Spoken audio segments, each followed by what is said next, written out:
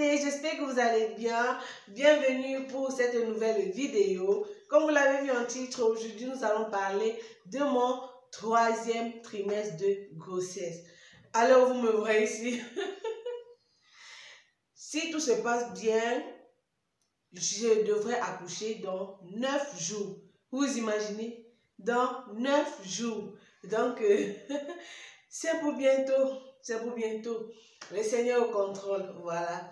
J'ai dit que, puisqu'aujourd'hui j'avais un peu de force, j'ai dit que pourquoi ne pas tourner directement cette vidéo, parce que je peux dire que le 9e mois est déjà clos. Donc, parce que je tenais tourner cette vidéo après l'accouchement. Mais bon, puisque j'avais un peu de force aujourd'hui, je me suis dit, pourquoi ne pas m'asseoir et tourner directement cette vidéo. Là, quand je vais revoir, je vais voir comment j'étais encore avec tout mon visage gonflé, mon nez enflé là et tout. Je vais en rire.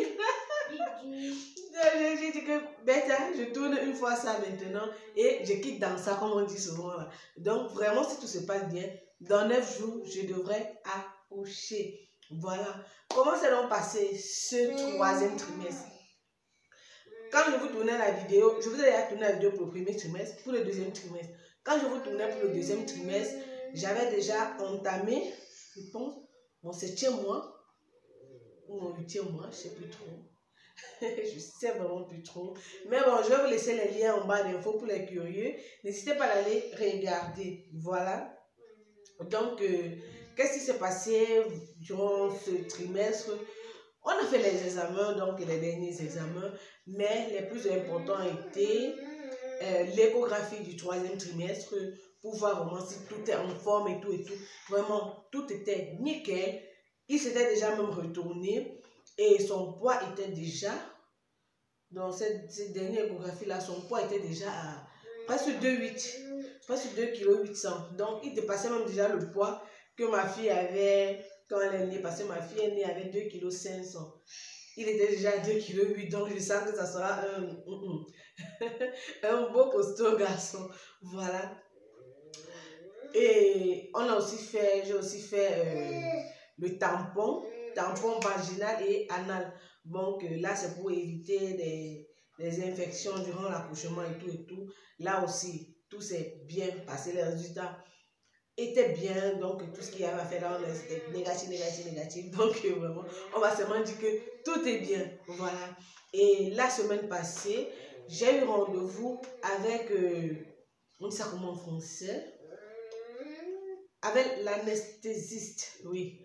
J'ai eu rendez-vous avec l'anesthésiste, parce que vous savez ici, donc, si tu as envie de prendre la péridurale, tu dois faire une rencontre avec l'anesthésiste. Vous allez parler de ça, il va vous poser des questions et tout, parce qu'on ne fait pas ça au hasard. Apparemment, il y a des paramètres à prendre, peut-être la taille, si tu as eu des complications, si tu as eu des maladies, si tu as eu à faire la chirurgie, un truc comme ça. Voilà. Et après ça, maintenant, le jour maintenant de l'accouchement, si vous avez envie de demander la péridurale, on les appelle et on vient vous faire la péridurale. Mais si vous n'avez pas eu à faire on dit comment? Cette rencontre, cette petite réunion avec l'anesthésiste, vous ne pouvez plus demander.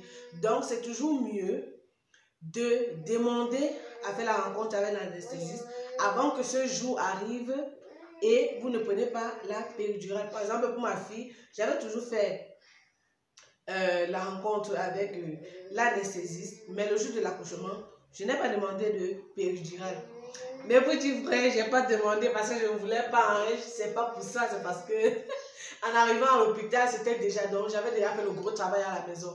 J'ai fait 2 jours de travail. Pour ma fille, elle avait fait 2 jours de travail à la maison. Donc, ce qui fait que j'avais à faire j'avais à supporter le maximum à la maison, quoi. Donc, quand on est arrivé à l'hôpital, ça n'a pas duré, elle est sortie. C'est seulement pour ça que je n'ai pas demandé la péridurale.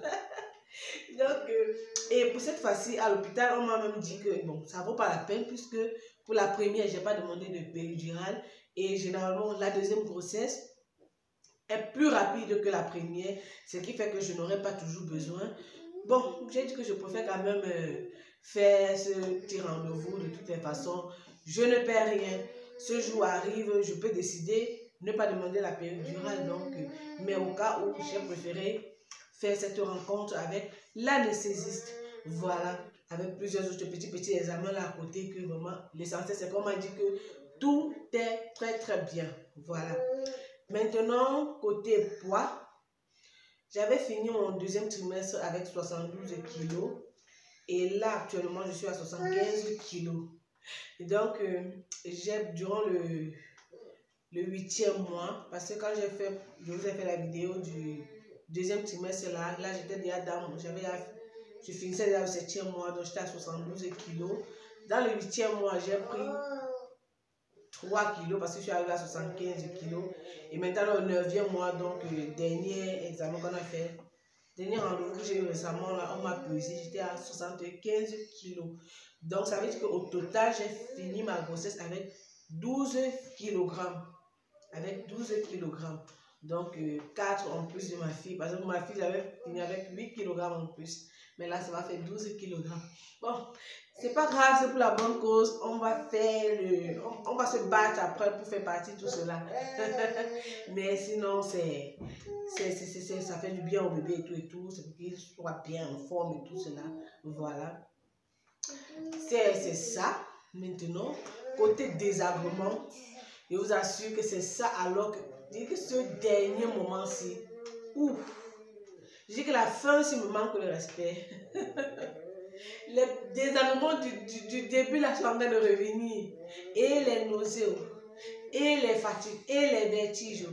Donc, quand je m'assois même, parfois j'ai peur de m'asseoir, les amis. Je vous jure que quand je m'assois, j'ai peur. Parce que c'est quand je vais vouloir me lever là. Ça fait comme si en bas, tout s'éclate que ça. Papa God. Donc quand je pense même seulement à ça, j'ai envie de rester debout toute la journée. Aïe, et aussi les contractions. Déjà même à partir du 7e mois, j'avais commencé à avoir ces contractions, mais pas douloureux. Donc les contractions, vous voyez comment le vent, ça pompe. Alors, on dirait que ça arrive à son maximum. Après, ça redescend. Mais ces derniers temps, ça s'accompagne des petites douleurs, comme ça. Donc, c'est très désagréable. C'est vraiment très désagréable. Mais bon, on a dit que tant que ce n'est pas douloureux, le genre que vraiment la douleur là, il n'y a pas raison de s'inquiéter. Voilà. Et il y a aussi un autre phénomène que je suis en train de constater. Je n'avais pas ça pour ma fille. Donc, je constate maintenant que je pisse en 2 phases. S'il vous plaît, s'il y en a certains qui ont vécu ça, pardon, mettez-le en commentaire. Parce que je le sais. C'est comme si je pissais en 2 temps. Je m'en vais aux toilettes, je pisse normalement, comme on devrait pisser. Et je dois attendre encore pour pouvoir évacuer la pisse. On dirait que ça se divise en 2. Une première partie sort. Et maintenant la deuxième partie. Pour que cette deuxième partie sorte. Oh God. Oh God. Parfois je me retrouve à pousser comme si vous savez un peu quand vous êtes constipé là. Et bon, vous forcez pour pouvoir vous libérer. Parfois je me retrouve à faire ça pour pouvoir évacuer la deuxième phase. Et tant que ça ne sort pas, je ne suis pas à l'aise. Bon, c'est toujours comme si je veux pisser. C'est toujours comme si j'ai envie d'aller aux toilettes. Je vous dis que je me retrouve à aller aux toilettes plusieurs fois parfois. Parce que parfois, ça dure tellement que je dis que je me lève. Mais dès que je m'assois, c'est comme si je vais pisser sur moi. Je suis obligée de repartir encore aux toilettes. Jusqu'à ce que ça sorte. Avant que je suis tranquille. Je dis que ces derniers temps, c'est là. Bon, c'est au-dessus du 9e mois, c'est là que ça a commencé, cela.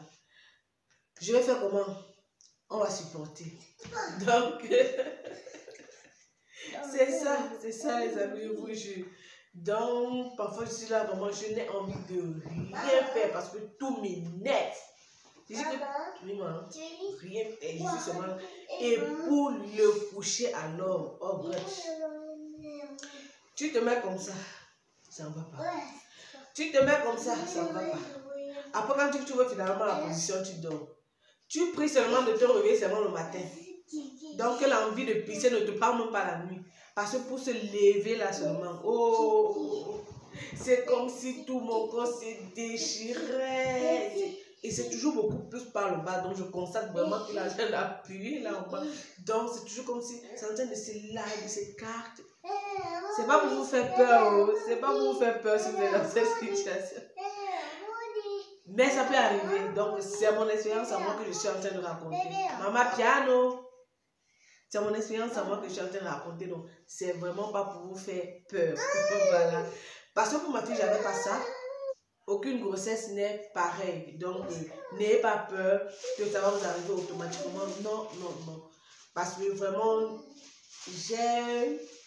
durant toute cette grossesse, c'est seulement vers les 2 premiers mois qui étaient un peu bizarres, mais après, tout était vraiment nickel. C'est maintenant vers la fin, c'est là encore que ça devient un peu bizarre. Mais sinon, c'est supportable. Quoi. Mais le 8e mois là aussi, j'ai eu l'apparition du masque de grossesse.